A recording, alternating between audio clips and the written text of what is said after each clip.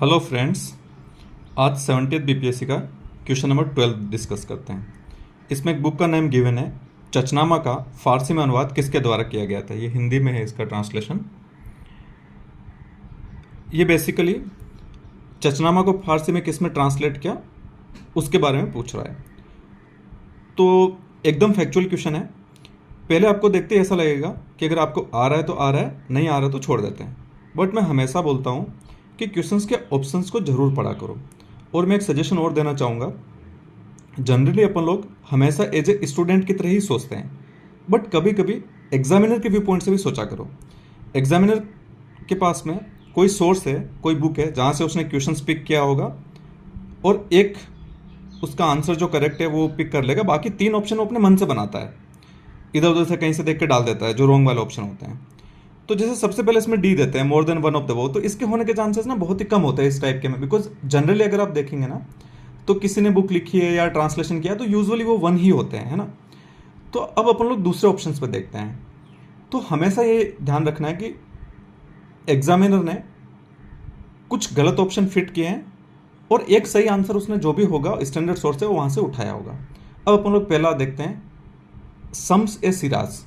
Okay, ये सही भी हो सकता है, गलत भी हो सकता है, बिकॉज ये यूजुअल सा नाम है, ये पर्शियन में कन्वर्ट किया होगा, हो भी सकता है, नहीं भी हो सकता है। अगर ये सही है तो एग्जामिनर ने कहीं से जिस सोर्स से क्वेश्चन बनाया वहाँ से पिक किया, और नहीं भी है तो एग्जामिनर अपने मन से भी ये नाम लिख सकता है, ठीक है, रॉन्ग बनाने के लिए भी। तो कुछ भी कंक्लूजन अपना यहाँ से नहीं आ रहा है। अब हम लोग बी पे जाते हैं। बी पे है नूरुद्दीन मोहम्मद ओफ़ी। इसके बारे में भी बहुत ज़्यादा हिंट नहीं मिल रहा है यहाँ से, है ना, बिकॉज ये भी अगर रॉन्ग है तो एग्जामिनर अपने मन से बना सकता है या स्टैंडर्ड सोर्स से पिक कर सकता है। अब अपन लोग सी ऑप्शन पे जाते हैं। अब आपको सी कुछ अनयूजुअल सा लग रहा है या नहीं लग रहा है, इसका पहले तो नाम पढ़ो। यह है मोहम्मद अली बिन अबू बकर कुफी। अब एक बार के लिए एग्जामिनर के व्यू पॉइंट से सोचो, लेट्स से कि ये इसका आंसर नहीं है, पहले अपन लोग ऐसे सोचते हैं। तो ये गलत ऑप्शन एग्जामिनर कहीं से कॉपी पेस्ट करने के लिए इतना बड़ा नाम क्यों चूज करेगा। ये बहुत ही अनयूजुअल सा नाम है जो रॉन्ग ऑप्शन में फिट करने के लिए एग्जामिनर के माइंड में यूजुअली नहीं आएगा। एग्जामिनर भी अपनी तरह एक इंसान ही है। तो ह्यूमन साइकोलॉजी क्या होती है कि गलत ही ऑप्शन बनाना, तो कोई भी जो सिंपल सा मिल रहा है वो यहाँ पर डाल दो। लेट्स से कि अबुल फजल है, अगर ये इसका आंसर नहीं है उसको सी ऑप्शन रॉन्ग ही फिट करना है। ए और बी में से कोई करेक्ट ऑप्शन है और सी उसको रॉन्ग बनाना है, तो नॉर्मल सा कोई नाम डाल देगा ना, अबुल फजल। इतना अनयूजुअल सा नाम क्यों डालेगा। आप हिंदी में भी इसका नाम देखो, मोहम्मद अली बिन अबू बकर कुफी। तो इतना लॉन्ग और अनयूजुअल सा नाम एग्जामिनर ने तभी डाला है जब ये इसका करेक्ट है और उसने कॉपी पेस्ट किया है, लाइक उसकी मजबूरी है। चचनामा का ट्रांसलेशन इसी ने किया है। ये अनयूजुअल सा नाम है तो ये इसका आंसर है। ये उसने स्टैंडर्ड सोर्स से जहाँ से क्वेश्चन बनाया वो डाला है और बाकी उसने अपने मन से फिट किए हैं। अगर ए और बी में से कोई आंसर होता तो ये ह्यूमन साइकोलॉजी है कि वो इतना अनयूजुअल से नाम को यहाँ पर रॉन्ग में फिट करने का नहीं सोचेगा। यूजुअली उसके दिमाग में कोई सा भी नाम आ जाएगा, जैसे मैंने अभी आपको अबुल फजल बताया, तो यहाँ पर सी अबुल फजल डाल देगा और ये रॉन्ग हो जाएगा। ए और बी में से अगर कोई करेक्ट आंसर है तो इट मीन्स ए और बी ऐसे नाम है ना कि वो एग्जामिनर के माइंड में भी आ सकते हैं, रॉन्ग ऑप्शन भी उसको सेट करना है तो, है ना। इट मीन्स सी ऐसा है कि थोड़ा अनयूजुअल सा है। ये उसके दिमाग में जब तक नहीं आएगा तब तक कि ये कोई सोर्स से उसने नहीं लिया है और यही उसका आंसर नहीं है। अदरवाइज वो इतना लंबे नाम को रॉन्ग ऑप्शन मान के यहाँ पर डालने के लिए नहीं सोचेगा। ये अनयूजुअल सा ऑप्शन है। इट मीन्स कि ये एग्जामिनर की मजबूरी है तभी उसने ये ऑप्शन डाला है, और मजबूरी तभी हो सकती है जब ये इसका करेक्ट आंसर है। बिकॉज रॉन्ग में तो कुछ भी अनयूजुअल सा नाम डाल सकता था। अब मैं इसको आपको एक दूसरे एग्जाम्पल से और समझाता हूँ। 2025 को मैंने प्रीलिम्स दिया था यूपीएससी का, मेरा फॉरेस्ट और सिविल दोनों का प्रीलिम्स क्वालिफाई हुआ है। मैं सेम उसका भी आपको एक दूसरा क्वेश्चन बताता हूँ। ये मेरे पास में सेट ए है और ये यूपीएससी का क्वेश्चन है, 2025 का प्रीलिम्स है। ये जैसे ही मैंने पहले क्वेश्चन देखा मैंने छोड़ दिया।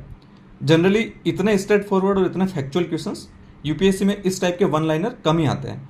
तो इसने एक गंधर्व महाविद्यालय है, म्यूजिक ट्रेनिंग स्कूल, वो इन्होंने विष्णु दिगंबर ने 1901 में कहाँ पे सेटअप किया, सिटी का नाम पूछ रहा है। तो कुछ भी आइडिया नहीं था और ये यूजुअली जो भी स्टैंडर्ड सोर्स पढ़ते हैं उसमें नहीं गिवन है। तो पहले मैंने देखते ही इसको राउंड मार्क कर दिया कि मुझे नहीं आ रहा है। लेकिन जब जैसे मैंने इसके ऑप्शंस देखे, दिल्ली, ग्वालियर, उज्जैन, लाहौर, तो तुरंत मेरे दिमाग में क्लिक किया कि तीनों ऑप्शन इंडिया के हैं और एक ऑप्शन मॉडर्न डे पाकिस्तान में आता है, लाहौर में। अब आप ऐसा सोचो कि आप एक एग्जामिनर है और आपने ये क्वेश्चन बनाया, तो ऑब्वियसली जो आंसर है वो तो स्टैंडर्ड सोर्स आपने लिया होगा, बाकी 3 ऑप्शन आपको रॉन्ग फिट करने हैं। ओके, तो दिल्ली सही भी हो सकता है, रॉन्ग भी हो सकता है, बिकॉज एग्जामिनर के माइंड में आ सकता है कि ये रॉन्ग ऑप्शन है, दिल्ली डाल देते हैं, बहुत ही नॉर्मल सा नाम है, इंडिया की कैपिटल है। ग्वालियर भी आ सकता है बिकॉज म्यूजिक से रिलेटेड है। उज्जैन भी आ सकता है, ये भी उस टाइम का जब 1900 की बात करा तो ये इंपॉर्टेंट सिटीज़ के ही नाम डाले हैं उसने। तो ये लाहौर है ना। अब यहाँ पर आप सोचो, ये एग्जामिनर के माइंड में नेचुरली रॉन्ग ऑप्शन के लिए नहीं आएगा। लेट्स से कि वो यहाँ पर डालना ही होता उसको रॉन्ग ऑप्शन, मुंबई डाल देता, कुछ भी डाल देता, वाराणसी डाल देता, मैं बोलता हूँ पटना डाल देता, कुछ भी इंडियन सिटीज़ का ही तो सोचेगा ना वो। ये अनयूजुअल सा है कि बाकी 3 इंडिया के हैं और ये पाकिस्तान का है, तो ऑब्वियसली इट मीन्स बहुत ज़्यादा चांस है कि ये इसका आंसर है। और ये एग्जामिनर अपने मन से रॉन्ग सेट नहीं कर रहा है, ये अनयूजुअल ऑप्शन क्यों डाल रहा है, क्योंकि उसकी मजबूरी है अनयूजुअल ऑप्शन डालना, ये आंसर है। सेम यहाँ पे भी हुआ है, ये इतना अनयूजुअल ऑप्शन वो क्यों डाल रहा है, वो गलत नहीं डाल रहा। हमेशा ऐसा सोचो कि एक सही आंसर और बाकी उसने ऑप्शन मन से बनाया, गलत इधर उधर से उठा के फिट इन करना है। तो ये इतना अनयूजुअल सा ऑप्शन एग्जामिनर के माइंड में रॉन्ग ऑप्शन फिट करने के लिए नहीं आएगा। ये इसका करेक्ट आंसर है, तभी इतना अनयूजुअल उसने डाला, और बाकी ये नॉर्मल से है। ये सही में भी कॉपी पेस्ट हो सकता है, रॉन्ग भी अपने मन से बना सकता है, लेकिन इतना लंबा नाम मोहम्मद अली बिन अबू बकर कुफी, ये रॉन्ग ऑप्शन बनाने के लिए उसके माइंड में नहीं आएगा, क्योंकि ये थोड़ा अनयूजुअल सा बनता है। सेम लॉजिक यहाँ पे अप्लाई होता है। अगर ये इसका ऑप्शन करेक्ट नहीं है, रॉन्ग ऑप्शन है, तो ये एग्जामिनर के माइंड में नहीं आएगा कि मैं यहाँ पर लाहौर का नाम लिख देता हूँ। वो कोई भी इंडियन सिटी का नाम लिख देगा, जैसे मैंने बताया पटना, वाराणसी, कुछ भी लिख देगा, तो वो उसका रॉन्ग ऑप्शन हो जाएगा। वो ऐसा नहीं होगा कि रॉन्ग बनाने के लिए बाकी 3 तो उसने इंडिया के नाम लिखे हैं, जो कि बहुत कॉमन है। दिल्ली अपने मन से बना सकता है, दिल्ली, ग्वालियर, उज्जैन, और फिर अपने आप से उसने सोचा कि हाँ एक मैं लाहौर डाल देता हूँ। आप एक बार ऐसे सोचो कि आप एक एग्जामिनर है और आप ये क्वेश्चन बना रहे हैं। लेट से मैं बोलता कि इसका आंसर ग्वालियर है, उसने स्टैंडर्ड सोर्स से देख लिया कि ठीक है भाई ग्वालियर है, वो उसने डाल दिया कि ये करेक्ट आंसर है। अब बाकी 3 ऑप्शन उसको मन से बनाने हैं, तो दिल्ली बना देगा, उज्जैन बना देगा। यहाँ पर वो लाहौर आपके दिमाग में आ ही नहीं सकता। अगर आप इंडियन एग्जामिनर है तो ग्वालियर अगर आपका आंसर है, तो बाकी 3 सिटीज़ का आप नाम बनाएंगे, तो दिल्ली, उज्जैन, यहाँ पर मुंबई बना सकते हैं, कलकत्ता बना सकते हैं, कोई भी ऐसे इंडियन सिटीज़ का ही नाम बनाएंगे आप। ये अनयूजुअल सा ऑप्शन नहीं बनाएंगे। इट मीन्स कि ये गलत नहीं, यही इसका आंसर है, और बाकी 3 ऑप्शन उसने अपने मन से बनाए हैं, तो ये पॉसिबल है। बिकॉज दिल्ली, ग्वालियर, उज्जैन ये कॉमन से सिटीज़ थे उस टाइम के, तो एग्जामिनर इनको रॉन्ग बना सकता अपने मन से। लेट से यहाँ पर पेशावर होता या एक और कराची होता, कुछ ऐसा नाम और पाकिस्तान का होता, तब फिर अपन लोग गेस नहीं कर पाते। बट यहाँ पर ये तीनों बहुत ही ऑब्वियस है और ये अनयूजुअल सा है। इट मीन्स यही इसका आंसर है। ये एग्जामिनर ने डायरेक्ट सोर्स से अपना कॉपी पेस्ट किया है और बाकी 3 मन से बनाए हैं। सेम इसी क्वेश्चंस पे हुआ है। एक बार के लिए ये थॉट प्रोसेस डेवलप करने के लिए आपको एग्जामिनर की तरह सोचना पड़ेगा और 5-7 क्वेश्चन इस टाइप के आपको प्रैक्टिस करने पड़ेंगे। जैसा कि मैंने पहले भी आपको एक बार बताया था कि एक बुक का नाम था, इसी 70 बीपीएससी में आया था, ईयर वाला, ये क्वेश्चन नंबर 6 बताया था मैंने कि ये एक बुक है और इसके ऑथर का नाम पूछा है। तो इसमें यहाँ पर ऑप्शन ए में 2 नाम दिए हुए हैं, बाकी सब में सिंगल नाम है। तो जब तक कि ये अगर आंसर करेक्ट नहीं है, वो 2 नाम क्यों लिखेगा। लेट से आप ऐसे मानो कि ऑप्शन ए करेक्ट नहीं है, आपका बी सी डी में से कोई इसका आंसर है, तो वो यहाँ पे एक ही नाम लिख के छोड़ देगा ना, आर एस में लिख के छोड़ देगा या एस मोंगा लिख देगा, तब भी रॉन्ग हो जाएगा ना। वो 2 नाम क्यों लिख रहा है यहाँ पे। इट मीन्स कि ये आंसर है, ये वो सोर्स से वो कॉपी पेस्ट कर रहा है और बाकी अपने मन से बना रहा है। और अगर आप देखेंगे तो भी ये मन से जो बनाए हुए नाम है ना, ये बहुत ही ऑब्वियस है। राहुल द्रविड़ है, सुरेश रैना है, श्रीसंत है, ये नाम बहुत ही कॉमन से नाम है ना।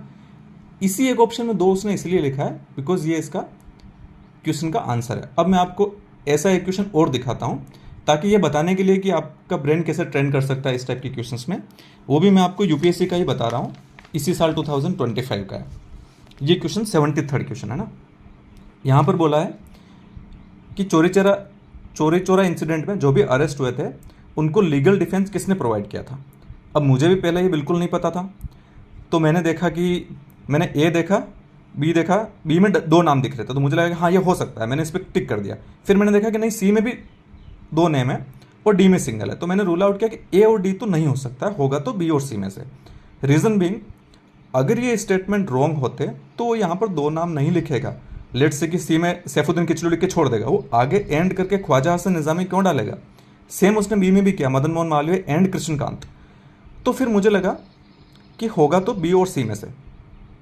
फिर मैंने ये देखा कि चोरी चोरा इंसिडेंट कहाँ पर हुआ था, ये यूपी में है, गोरखपुर में। और ये मदन मोहन मालवीय जी उधर के ही हैं, यूपी साइड के थे। इन्होंने बनारस हिंदू यूनिवर्सिटी की स्थापना की थी। बट यहाँ पर अगर आप एक नाम देखेंगे ना, डॉक्टर सैफुद्दीन किचलू, तो यहाँ से आपको जलियांवाला बाग से रिलेटेड कुछ इंसिडेंट याद आएगा। तो इट मीन्स ये पंजाब साइड के थे। तो फिर मैंने ये सोचा कि बहुत ज़्यादा चांस है कि ये यूपी के हैं और ये इंसिडेंट यूपी में हुआ है, तो फिर यही होने के चांस है। फिर मैंने इसलिए दोबारा बी पे टिक किया। बट मैं ये बता रहा हूँ कि इससे एक चीज़ तो समझ में आ गई होगी आपको, लेट से बी और सी में से डाउट हो सकता है, बट ये क्वेश्चन देखते ही आप ये बता सकते हैं कि ए और डी तो नहीं होगा, आंसर तो बी और सी में से ही है। क्योंकि यहाँ पर एग्जामिनर ने ये दो नाम डाले हैं, अगर ये रॉन्ग होते तो वो दो नाम क्यों डालेगा, लेट से कृष्णकांत डाल के छोड़ देगा, उसका काम हो गया ना। लेट से आप ऐसे सोचोगे इसका आंसर सी आर दास है, तो यहाँ पर दो नाम नहीं लिखेगा, मदन मोहन मालवीय एंड कृष्णकांत, ये लिखने की क्या जरूरत है, एक नाम लिख के छोड़ देगा।